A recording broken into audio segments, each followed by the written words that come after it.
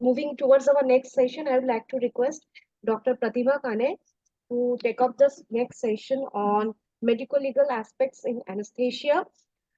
So, brief introduction of madam, I just quickly read out.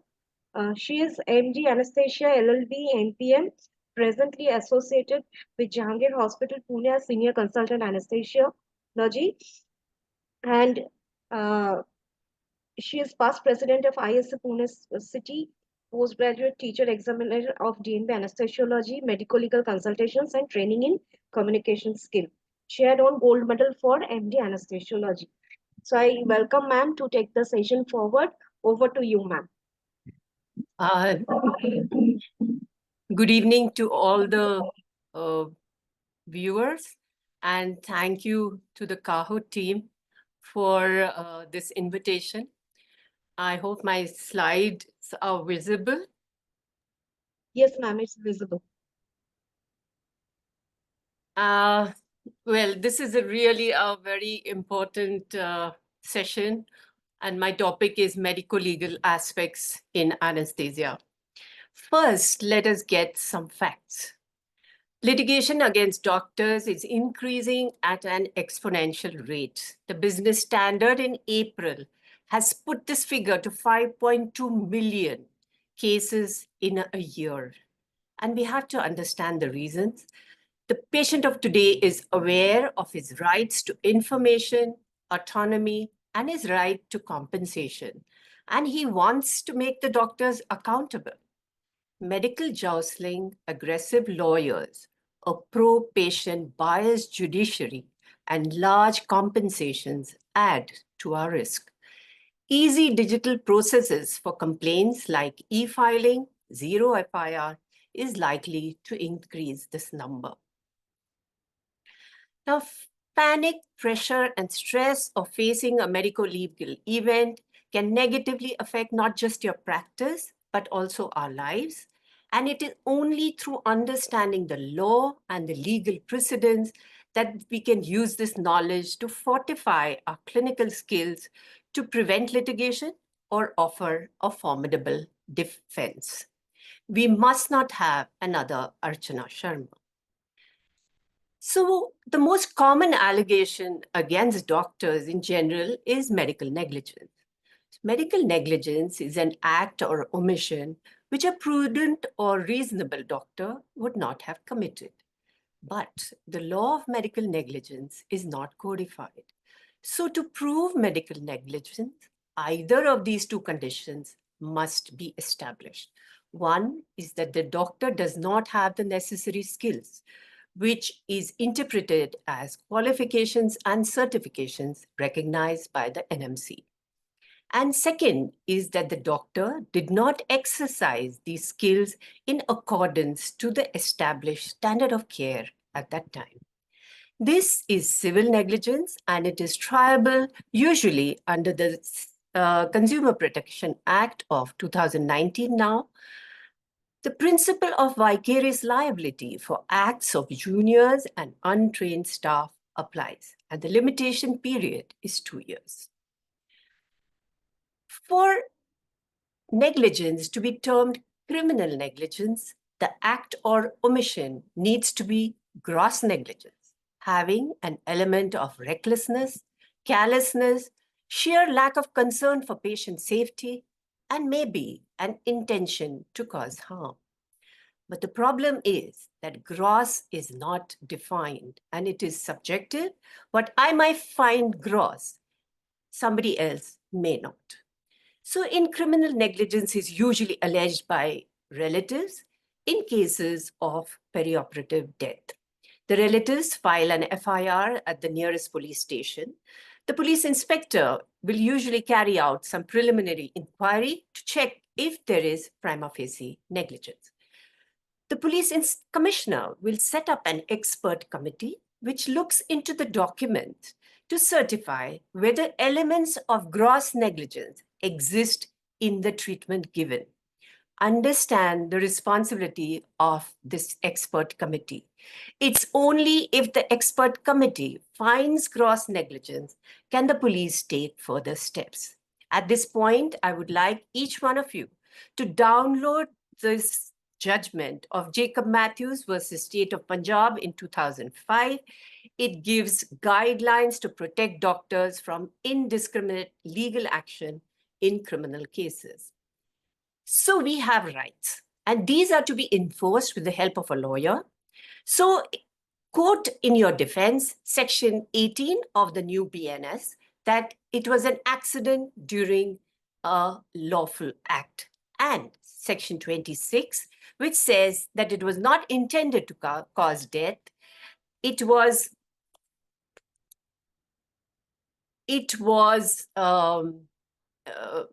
for the benefit of the patient, and it is done in good faith, and the patient has given a consent to suffer some harm. We have a right to bail, so anticipatory bail is not required. We have a right to appeal to a higher state expert committee, and we have to appeal to defer arrest, because the judgment guidelines say that the police are not to arrest doctors in a routine manner. And we can also start proceedings to squash the FIR in a higher court. For example, in this case, expert opinion was not available, so the criminal proceedings under IPC 304 was squashed. It is only if criminal negligence is proved that the doctors whose qualifications are recognized under the NMC Act of 2019 shall be punished with an imprisonment of either description, that is simple or rigorous imprisonment, for a term which may extend to 2 years and also be liable to fine. The punishment for all others, mind you, Ayush, residents, dentists, and the general public, is with imprisonment of either description for a term which may extend to 5 years and shall also be liable to fine. This has created a lot of buzz in the social media recently.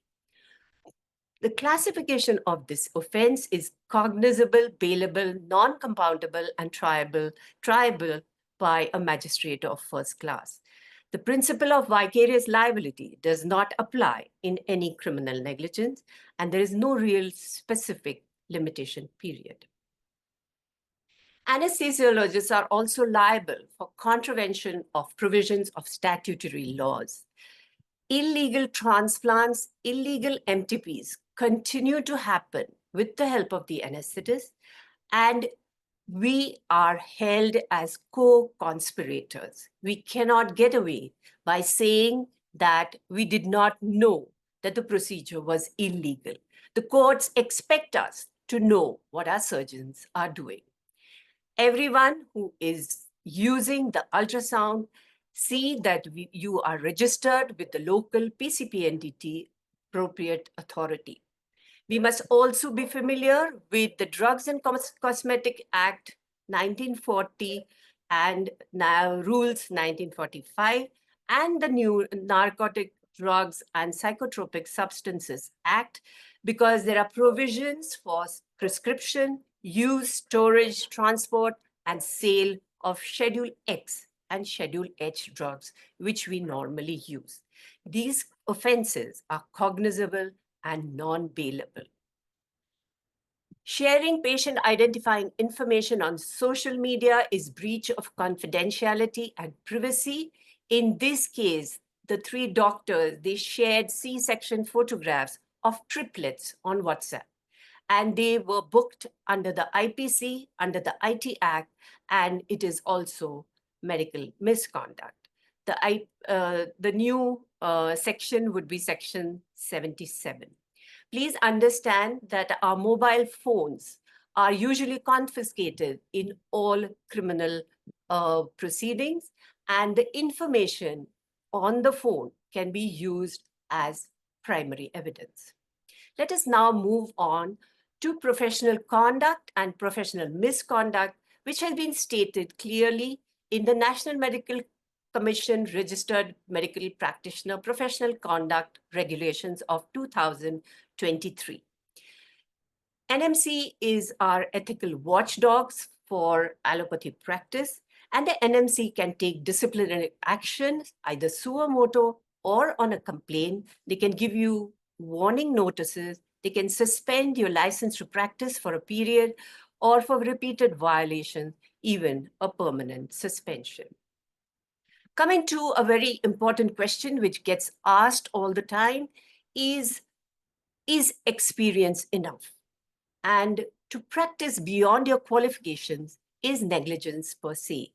In this case, in a premium institute in Pune, a child 5 years dies after a renal stone surgery, and they investigate, and it is found that the doctor who gave anesthesia did not have any certifications in anesthesia. But mind you, he was doing absolutely good practice for the last 30 years in anesthesia.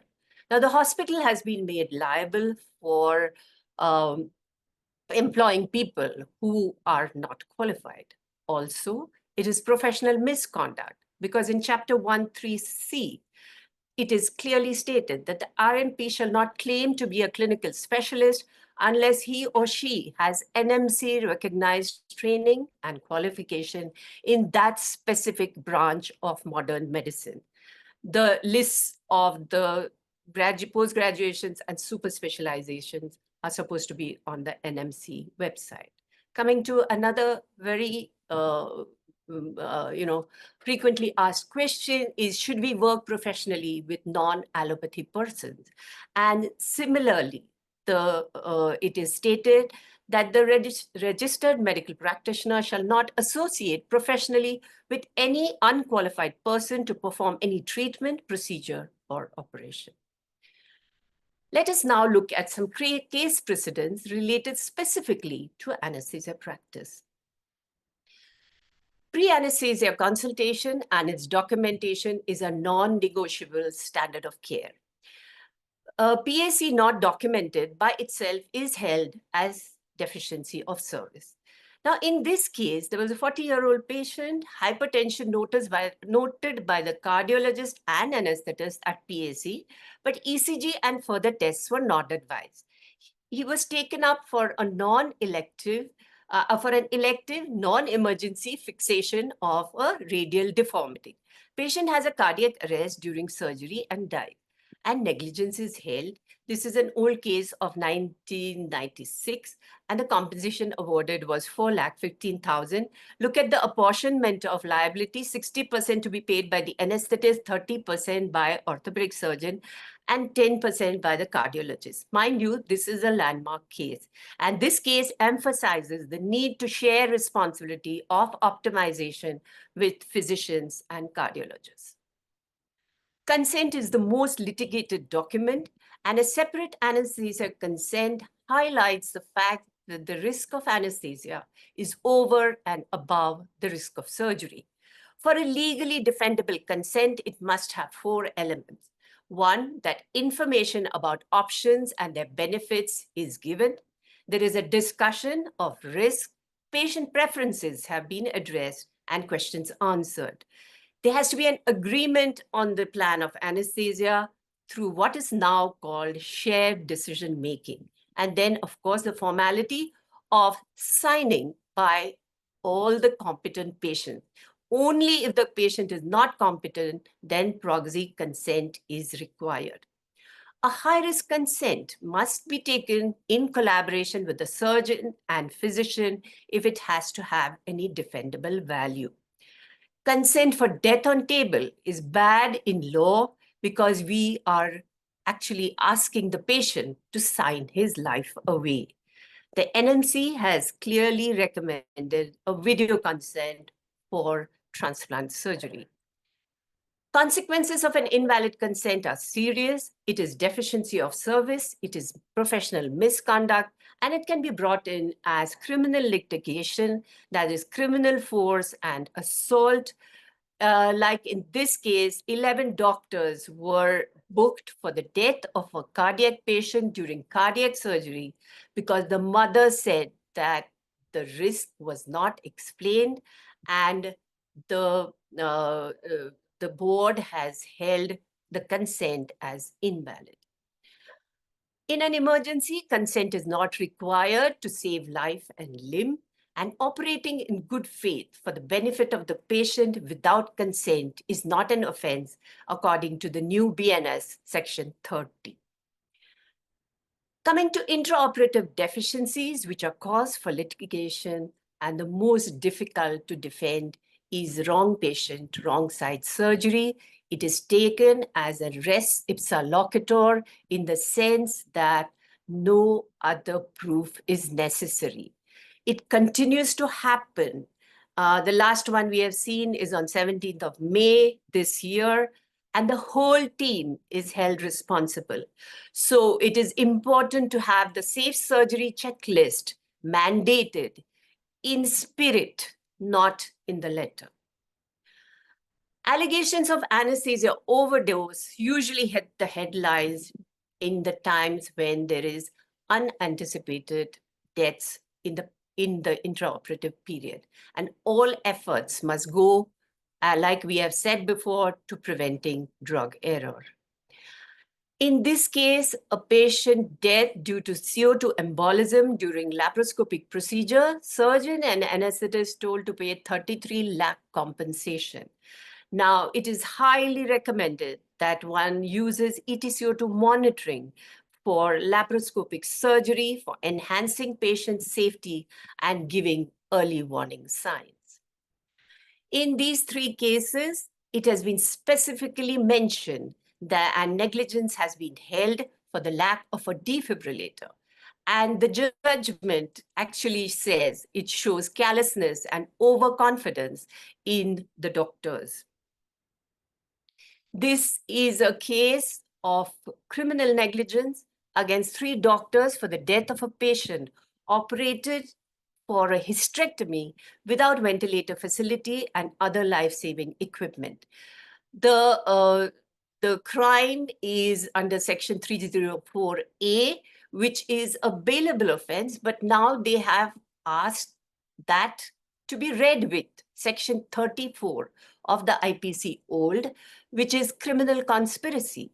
And now you can see that this is a non-bailable offense, which means that the 3 doctors conspired to kill this patient. And look at the punishment: the doctors to undergo simple imprisonment of 2 years and fine of 10,000 rupees each. We have already talked of NORA practice, and it is our responsibility to make NORA safer and ensure adequate infrastructure in the endoscopy, in the dentist chair, in the MRI units. These are all deaths, and mostly because resuscitation has been delayed and there is hypoxia. Documents are our primary shield, and they should be an evidence of our high standard of care.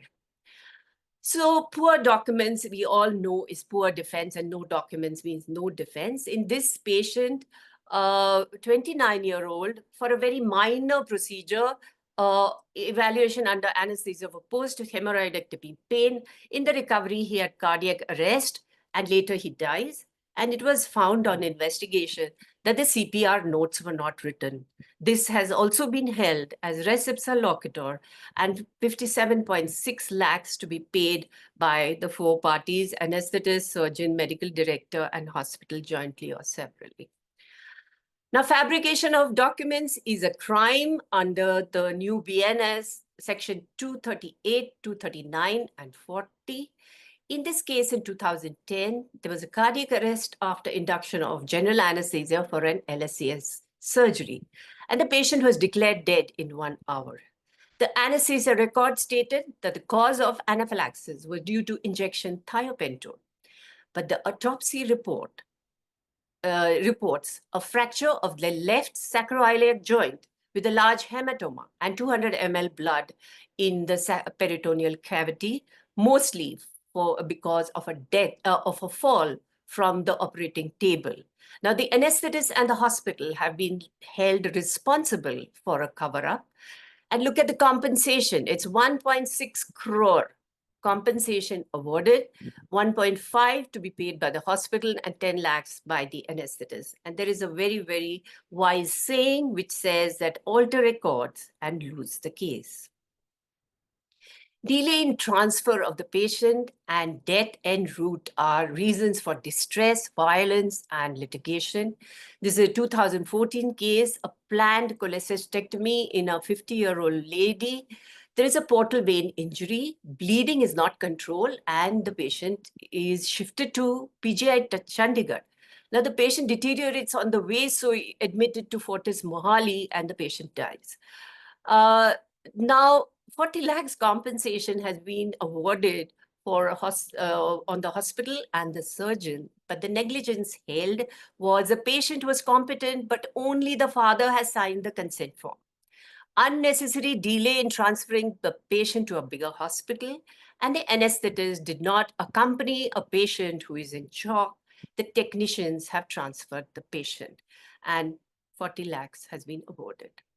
Now, serious post-operative complications which are not diagnosed in time increases litigation risk. In this case, spinal anesthesia is given for LSCS, severe back pain treated with analgesics for 14 hours. A doctor has not attended, and spinal hematoma gets diagnosed after 14 hours, leading to permanent paralysis. Now, the MCI has suspended the license of this anesthesiologist and gynecologist for 15 days. And there is also, of course, a criminal case going along with a consumer case. So to conclude, the best way to manage an adverse event is to call for help. Call local senior colleague, call a medico-legal expert, call an ISA senior police office bearer, because what happens in the first few hours determines the outcome.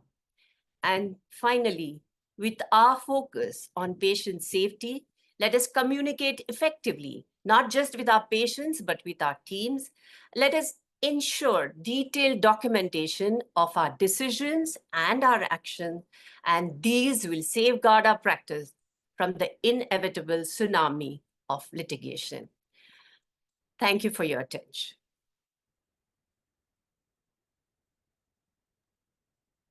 Thank you so much, ma'am, for highlighting the important aspects of medical legal issues and the pitfalls can lead to the detrimental consequences. And due to the paucity of time, I would request all the participants to put your questions on the Q&A box. Ma'am will answer it offline. And with this, ma'am, thank you so much once again. You can answer them offline. And now we had reached to the last